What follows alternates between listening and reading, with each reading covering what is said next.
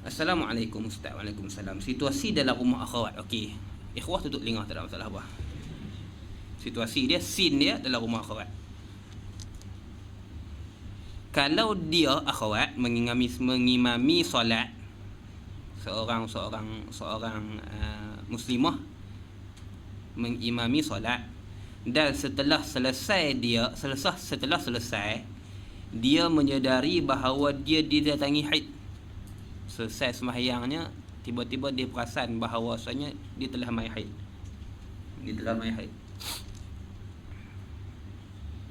Sini ada beberapa pecahan masalah. Setakat ni ada beberapa pecahan masalah. Cumanya kita perlu ta'yin. Dia yakin tak mai haid dia tu dalam sembahyang ataupun selepas daripada habis sembahyang? Kalau dia yakin bahawasanya haid tersebut datang selepas daripada sembahyang, tak ada masalah. Bagi salam dah, baru rasa haid turun.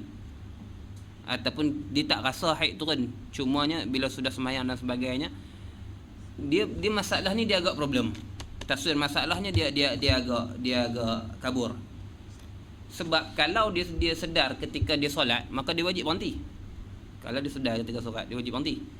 Melainkan kalau dia kesamaran terhadap rasa tersebut, mungkin peluh, mungkin keputihan dan sebagainya, pada ketika tersebut, ya dia teruskan sembahyang. Cuma lepas daripada sembahyang baru dia tengok dan yakin bahawa itu darah haid, itu suku masalah. Itu masalah yang bakal dibincangkan seterusnya.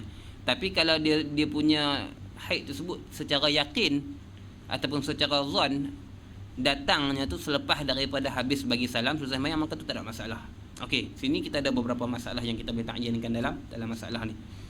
Iaitu dia tak yakin yang sesuatu yang keluar ketika solatnya itu darah haid. Mungkin dia rasa ada basah-basah dan sebagainya, mungkin peluh, mungkin keputihan dan sebagainya. Habis. Persoalannya,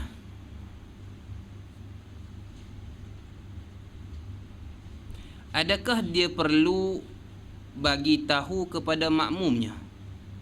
Satu. Dan perlukah makmum menggantikan solat tersebut? Dua masalah. Baik, masalah dia, seseorang perempuan mengimami sembahyang muslimat-muslimat yang lain, jemaah muslimah. Si imam dia bukan pak imam lah, dia mau imam, menyedari bahawasanya dia ditangih haid. Kalau datang tersebut dengan yakin ketika sembahyang, maka dia wajib berhentilah. Satu masalah selesai. Dia tak melibatkan dengan apa-apa hukum dah. Wajib berhenti. Makmum tersebut sama ada nak sambung menggantikan imam lain ataupun sembahyang sendiri, kelas, tak ada masalah. Kalau dia tidak menyedari haid tersebut datang ketika solat dan tidak ada sebarang kemungkinan untuk menjadikan haid tersebut datang selepas daripada solat, memang tak ada kemungkinan. Memang tak lepas nak kata darah tersebut, haid tersebut datang selepas daripada sembahyang, tak ada kemungkinan. Kalau ada kemungkinan, kena tanggung belah tu.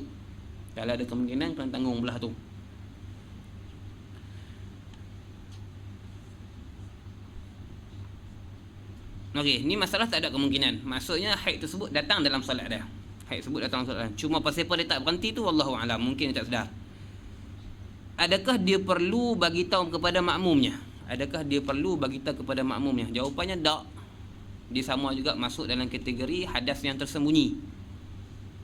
Dia masuk dalam kategori benda yang tersembunyi, yang tak nyata, bukan yang zahir. Maka dia tak perlu bagi tahu kepada makmumnya. Maksudnya sembahyang makmumnya sah. Lepas tu dia kena ulang balik sembahyang dia.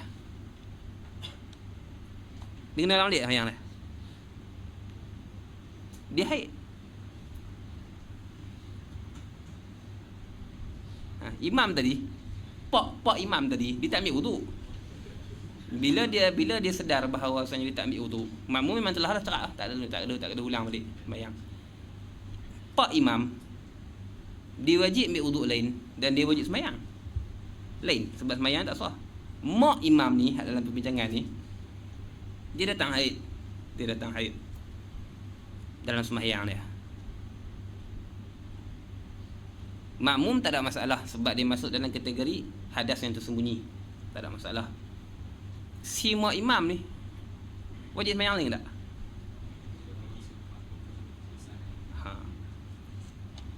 wajib ulang balik sembahyangnya selepas daripada suci daripada haid. Sebab dia dah dapat masa yang cukup untuk dia melaksanakan solat. Maka kewajipan solat dah wajib. Sembahyang waktu tu kewajipan yang telah terletak atas tanggungjawab dia. Ni dalam perbincangan bab haid lah. Seseorang itu datang haidnya dalam waktu zuhur. Adakah wajib dia sembahyang, dia qada balik zuhur tersebut selesai daripada dia suci daripada haid dan nifas dia? Tafsil, ada perincian. Kalau dia dapat waktu yang cukup untuk dia masuk waktu sembahyang dengan fardu takdir, bila masuk waktu sembahyang, berapa masa yang dia perlukan untuk dia, contohnya mandi, buang air kecil, bersiap-siap untuk proses untuk dia sembahyang, proses untuk dia siap untuk sembahyang, mandi ke, wudu ke, pakai telekung ke apa ke, dan sembahyang fardu, berapa masa yang diperlukan? Contoh kita kata 15 minit contoh. Maka kalau dia datang haid selepas daripada masuk waktu, 15 minit selepas daripada masuk waktu, zuhur pukul 1, zuhur pukul 12, datang haidnya 12.25. Haid datang secara tepat 12.25. Maka dia ada 25 minit masanya dalam zuhur yang masih lagi belum didatangi haid. Masa tersebut merupakan masa yang mencukupi untuk dia sembahyang, mencukupi untuk dia bersiap sedia untuk sembahyang dan sembahyang. Maka sembahyang tersebut sembahyang yang wajib atas diri dia. Suci daripada haid nanti selepas daripada 7 hari, selepas daripada 15 hari nanti suci daripada haid, maka zuhur tersebut antara zuhur yang wajib diqadakan semula. Masalah ni sama. Dia sembahyang, maksudnya dia ada masa untuk melakukan sembahyang, melainkan dia syak betul lah. Zuhur pukul 11, zuhur pukul 12, diperlukan masa 20 minit untuk siap dan juga sembahyang. Diperlukan masa 20 minit untuk siap dan juga sembahyang. Maksudnya dia siap dalam tempoh 13 minit, dia siap dalam tempoh 13 minit. Ada 7 minit lagi masa untuk sembahyang. 13 minit 13 minit dia angkat takbir, 15 minit datang haid. 13 minit dia angkat takbir, 15 minit datang haid. Zuhur tu wajib diqadakan semula ke tak? Tak wajib qada. Sebab zuhur tersebut tak wajib atas diri dia.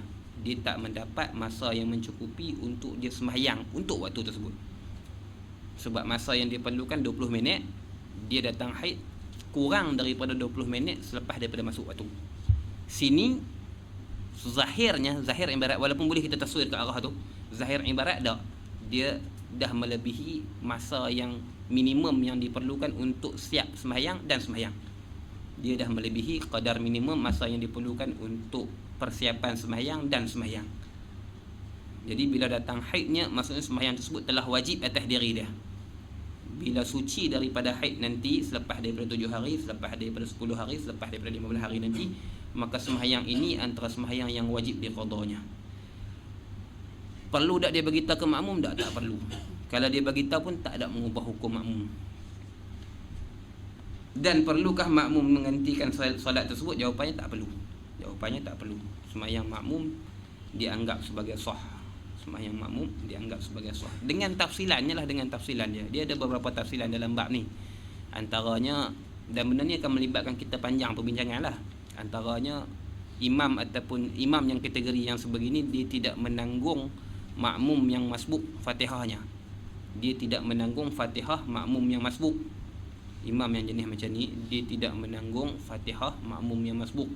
Maksudnya makmum yang masbuk dia hutang rakaat. Makmum yang masbuk dia hutang rakaat. Kalau dia mengetahui, contohnya imam tersebut umum bagi tahu, dan dia memang dia ada rakaat yang Fatihahnya ditanggung oleh imam. Dia datang dalam rakaat yang dia datang daripada awal solat contohnya, cuma dia sembahyang tersebut statusnya masbuk dalam rakaat yang pertama. Statusnya masbuk dalam rakaat yang pertama. Dia tak dapat masa yang mencukupi untuk dia baca Fatihah yang sederhana bermula daripada takbiratul ihramnya sampai ke rukuk imamnya. maka dia seorang yang masbuk. Bila dia seorang yang masbuk, normally, secara normalnya imam akan tanggung Fatihahnya. Tapi dalam masalah imam yang darurah sebegini, imam yang hadas tersembunyi sebegini, maka imam tersebut tidak menanggung Fatihahnya. Dia tak mampu tanggung Fatihah makmum yang masbuk. Maka kalau makmum sebegini mengetahui bahawasanya berlaku kes yang macam ni, maka dia kena masuk dalam sembahyang dia, ganti balik rakaat yang masbuk tersebut. Masalah dia akan jadi panjang. Tapi kalau tak tahu, imam tak umum, tak apa, tak ada masalah apa, khalas. Dia tak menjejaskan kesahihan sembahyang makmum. Sebab benda tu khafi, benda tu benda yang tersembunyi. Panjanglah perbincangan. Kita akan bincangkan dalam masalah iqtida, pertambatan di antara sembahyang makmum dan imam depan, insya-Allah.